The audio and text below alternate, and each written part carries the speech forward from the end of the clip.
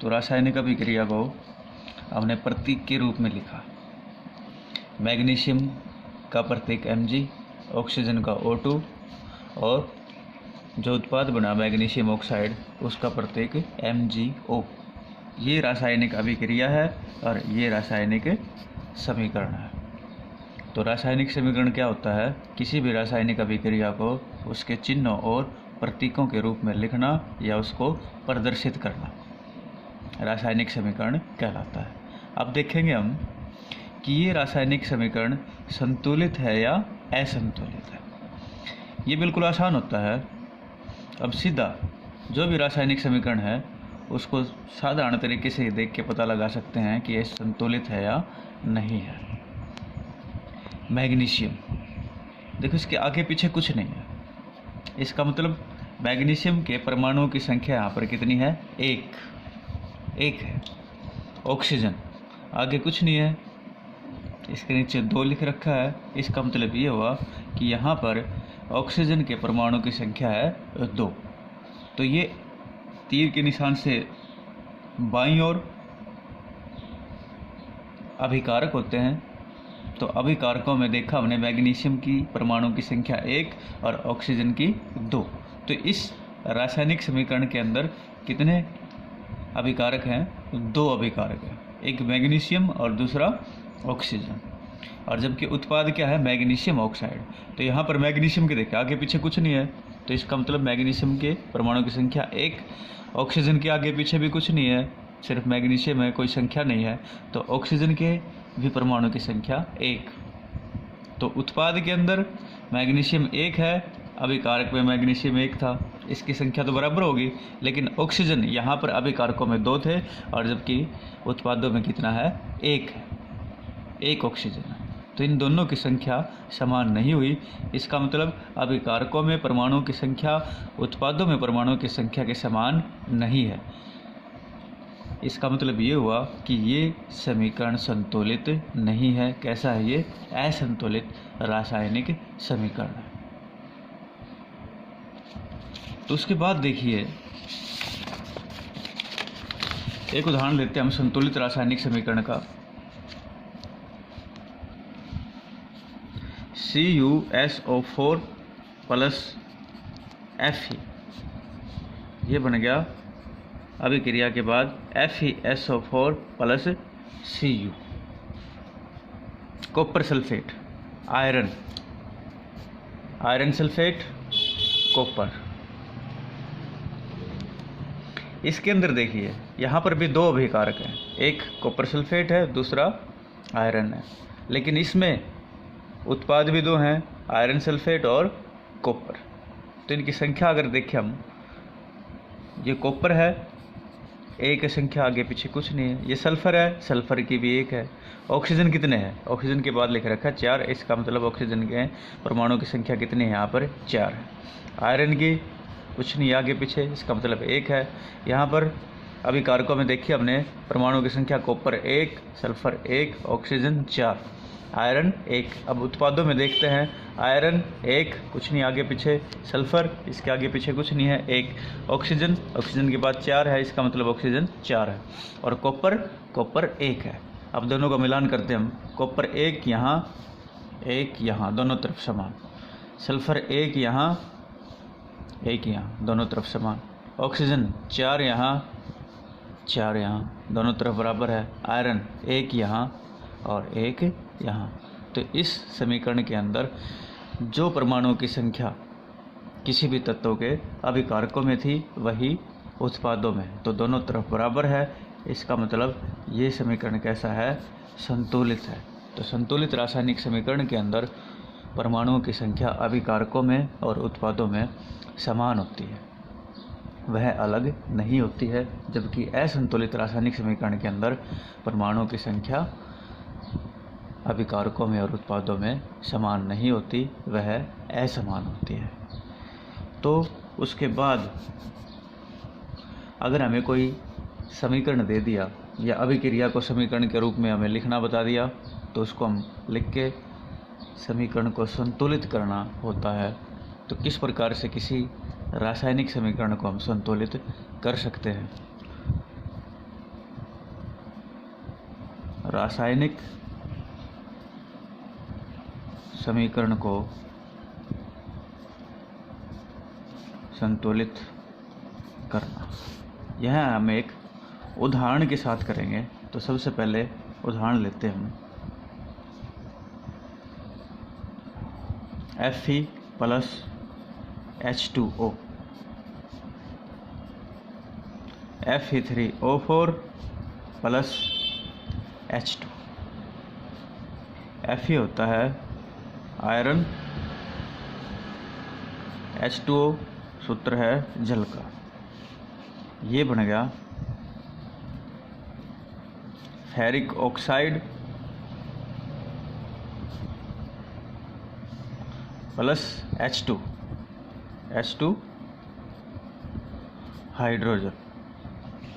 तो सबसे पहले जो भी समीकरण दे रखा है उसको हम पहले लिखेंगे और फिर चेक करेंगे कि ये समीकरण संतुलित है या नहीं है। तो ये समीकरण जो स्टार्टिंग में लिखा जाता है सीधे प्रतीक और चिन्हों के रूप में, उसे कंकाली समीकरण कहते हैं। तो हमारा सबसे पहला समीकरण को संतुलित करने का यही तरीका होगा। सबसे पहले हम उसका कंकाली समीकरण लिखेंगे, जैसे हमने ये लिख दिया। उसके बाद दूसरे नंबर पे अभिकारकों में और उत्पादों में परमाणुओं की संख्या को हम कैलकुलेट करेंगे, उनकी गणना करेंगे। तो उनकी गणना किस प्रकार से कर सकते हैं, उसके लिए हम एक टेबल बनाएंगे। सबसे पहले तत्व का प्रतीक, दूसरा कॉलम अभिकारकों में परमाणुओं की संख्या, तीसरा कॉलम उत्पादों में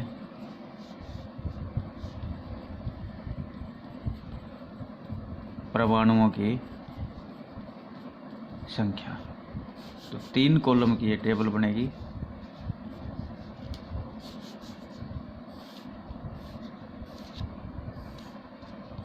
यहाँ पर हम एक कॉलम और जोड़ सकते हैं क्रम संख्या का, 1 2 3 4 5, इस तरह से नंबरिंग डाल दी। सबसे पहले Fe आयरन ले लिया हमने, फिर H2 हाइड्रोजन, H इसका चिन्ह लिखेंगे, फिर O। तो 1 2 3 तत्व इस रासायनिक अभिक्रिया के अंदर या समीकरण के अंदर हैं। अब इनकी संख्या देखते हैं हम। अभिकारकों में परमाणुओं की संख्या, तो Fe यहाँ पर कितने हैं, ये अभिकारक है तीर के निशान के बाईं ओर। तो Fe कितने हैं, इसके आगे पीछे कुछ नहीं है, इसका मतलब 1। H के नीचे 2 है, तो अभिकारकों में H की संख्या, हाइड्रोजन की संख्या 2। O ये H के नीचे 2 था, O से पहले नहीं माना जाएगा। इसको पहले लिखा होता है तो वो आगे लिखा होता है, नहीं कि नीचे। तो ऑक्सीजन की भी परमाणु की संख्या यहाँ पर कितनी होगी, 1 होगी। तो ये अभिकारकों में Fe 1, H2, O 1। अब उत्पादों में संख्या देखते हैं इनकी, हम इसके सामने ही लिखेंगे। Fe कितने हैं यहाँ पर देखिए, 3 है। H कितने हैं, 2। और O कितने हैं, 4 है। तो यहाँ पर देखा हमने Fe अभिकारकों में 1, उत्पादों में 3, हाइड्रोजन अभिकारकों में 2 और उत्पादों में भी 2, और जबकि ऑक्सीजन अभिकारकों में 1 और उत्पादों में 4। तो हर एक तत्वों के परमाणुओं की संख्या दोनों तरफ बराबर होनी चाहिए, अभिकारकों में और उत्पादों में। तो यहाँ पर समान नहीं है, तो इसका मतलब यह समीकरण संतुलित नहीं है। तो इस समीकरण को हम किस प्रकार से संतुलित कर सकते हैं, तो उसके लिए देखिए, पहला कॉलम कंकाली समीकरण लिखेंगे। दूसरा, इस समीकरण के अंदर हम एक टेबल बनाएंगे और उसके अंदर देखेंगे अभिकारकों में परमाणुओं की संख्या कितनी है और उत्पादों में परमाणुओं की संख्या कितनी है। उसके बाद तीसरे कॉलम में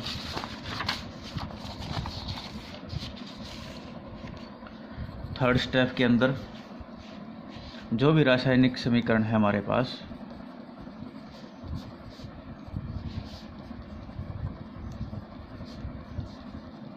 उसको हम बॉक्स में बंद कर लेंगे अलग अलग से, अभिकारकों में और इसी प्रकार से उत्पादों में। यहाँ पर वो बॉक्स में बंद करने का एक ही मकसद होता है कि जब हम समीकरण को संतुलित करें तो किसी भी तत्व का फार्मूला या किसी भी यौगिक का फार्मूला ना बिगड़े। तो अब जब समीकरण को हम संतुलित करेंगे तो बॉक्स के अंदर हमें कोई भी छेड़खानी नहीं करनी है। जो भी कुछ लिखना है वो बॉक्स के बाहर आगे की तरफ लिखना है। जैसे यहाँ पर Fe को बराबर संतुलित करना हो तो इसके आगे लिखेंगे, H2O को, इसके अंदर वाले तत्वों को, परमाणु की संख्या को संतुलित करना है तो यहाँ पर आगे लिखेंगे, इसी प्रकार से यहाँ पर और इसी प्रकार से यहाँ पर। तो इनके नाम पीछे लिख सकते हैं और ना ही बॉक्स के अंदर कोई छेड़छाड़ कर सकते हैं जब तक दोनों तरफ परमाणु की संख्या समान नहीं हो जाती है। तो तीसरे कॉलम के बाद चौथे कॉलम में आते हम। तो हमने देखा था कि किस प्रकार से हमने इनकी संख्या देखी थी। आपको टेबल दिखाता हूँ मैं, ये देखिए, Fe अभिकारक में 1, उत्पाद में 3, हाइड्रोजन अभिकारक में 2, उत्पाद में भी 2, ऑक्सीजन अभिकारक में 1 और उत्पाद में 4। तो सबसे पहले उस तत्व को लेंगे हम जिसकी संख्या सबसे ज़्यादा हो ताकि संतुलित करने में आसानी रहे। तो यहाँ पर देखिए ऑक्सीजन अभिकारक में 1 है और उत्पाद में 4 है। तो सबसे पहले ऑक्सीजन को हम संतुलित करने की कोशिश करते हैं। तो यहाँ पर देखिए नंबर 4 ऑक्सीजन को लेते हैं हम, समीकरण दोबारा लिख लेते हैं, Fe3O4 प्लस H2। इसी प्रकार से बॉक्स में बंद रखना है इसको हमने जब तक संतुलित नहीं हो जाता है। मैंने बताया ऑक्सीजन को लेते हम पहले, तो H2O है सूत्र जल का, तो ऑक्सीजन इसके साथ ही आ जाती है। यहाँ पर 1 था, उधर 4 था, तो इसके आगे 4 लिख देते हैं हम, तो दोनों तरफ बराबर होगी। ऑक्सीजन यहाँ भी 4 हो गया और यहाँ भी 4 हो गए, तो ऑक्सीजन को संतुलित कर दिया। उसके बाद अगले स्टेप में लेते हम, यहाँ पर जो लिखा है हमने उसको हम इसी प्रकार से लिख देंगे,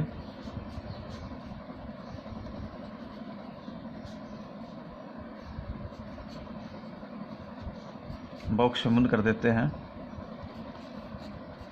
तो इस समीकरण के अंदर कॉलम नंबर 4 में या स्टेप नंबर 4 में हमने ऑक्सीजन को संतुलित कर लिया था। अब करते हम, उसके बाद 3 थी, यहाँ पर अभिकारक में Fe 1 है और उत्पाद में 3 है। तो Fe को लेते हैं हम, फिर से आयरन को लेते हैं। तो आयरन 3 कब, यहाँ पर 3 है, यहाँ पर 1 है, तो यहाँ इसके आगे अगर हम 3 लिख देते हैं तो Fe यहाँ भी 3 हो गया और यहाँ भी 3 हो गया, तो आयरन भी यहाँ पर संतुलित हो जाता है। उसके बाद नेक्स्ट कॉलम देखते हैं हम, नेक्स्ट स्टेप देखते हैं। इसको दोबारा फिर से ऐसा कैसा लिख देते हैं, Fe plus 4 H2O Fe3O4 plus H2। एक बार कैलकुलेट करते हैं, Fe3 यहाँ पे 3 है, यहाँ पे 3 है। ऑक्सीजन यहाँ 4 हैं, आगे जो लिखा होता है ये पीछे वाले के साथ मल्टीप्लाई होता है इसके बाद वाले नंबर के साथ, तो बाद में कुछ नहीं, इसका मतलब 1 है। यहाँ पर जैसे 2 है तो 2 इसके साथ मल्टीप्लाई हो जाएगा, गुणा हो जाएगा, 2 चौके 8 हो जाएंगे हाइड्रोजन, जबकि ऑक्सीजन के पीछे कुछ नहीं है, इसका मतलब ऑक्सीजन के पास यहाँ पर 1 ही परमाणु है और 1 की 4 से गुणा करेंगे तो 4 होगा। तो ऑक्सीजन यहाँ 4, यहाँ भी 4, Fe यहाँ 3, यहाँ भी 3। तो अब देखते हैं हम हाइड्रोजन की संख्या के ऊपर क्या प्रभाव पड़ा ये सारी चीज़ें करने के बाद। तो हाइड्रोजन देखो पहले दोनों तरफ 2-2 थे, जैसे ये वाले समीकरण है ऊपर वाला, H2 2 और H2 यहाँ पे 2 है, लेकिन यहाँ पर आने के बाद देखिए 4 दूनी 8, हाइड्रोजन हो गए 8, लेकिन यहाँ पर कितने हैं, यहाँ पर सिर्फ 2 हैं। तो अब हम हाइड्रोजन को भी समान करने की कोशिश करेंगे। तो यहाँ पर इधर छेड़खानी करेंगे हम, इसको समीकरण के आगे कुछ और लिखेंगे तो ऑक्सीजन की संख्या भी साथ में प्रभावित होगी। तो इसके बजाय यहाँ पर 4 है तो यहाँ पर 2 है, तो इसको हम संतुलित करेंगे यहाँ पर 2 लिख के, क्योंकि 2 और मैंने कहा आगे वाला तत्व के बाद वाली संख्या के साथ गुणा होती है तो 2 दूनी 4, तो हाइड्रोजन भी कितने हो गए 4 हो गए। तो एक बार देखते हम सभी समान हुए कि नहीं हुए। Fe3, हाइड्रोजन 4 दूनी 8, ऑक्सीजन 4 एके 4 है। Fe यहाँ 3, ऑक्सीजन 4 और हाइड्रोजन 2 दूनी 4। तो यहाँ पर कितने थे 8, तो सॉरी, तो यहाँ पर कितने हुए हैं 4 हुए हैं। तो यहाँ पर भी कितना करना हमने 8 करना है। तो यहाँ पर 2 की बजाय कितना आना चाहिए 4 आना चाहिए। तो 4 दूनी 8, तो ये भी कितना होगा 8 हो जाता है। तो दोनों तरफ देखिए 3 Fe3, hydrogen 8, hydrogen 8, oxygen 4, oxygen 4। तो अब समीकरण कैसा हो गया संतुलित हो जाता है। तो अब इसको हम बॉक्स से बाहर निकाल सकते हैं। तो जो भी हमने इनके आगे लिखा था वो सीधा इसी प्रकार से हम लिखेंगे। तो स्टेप नंबर 4 में 3 Fe प्लस 4 H2, तीर का निशान, Fe3O4 प्लस 4 H2। तो ये जो समीकरण है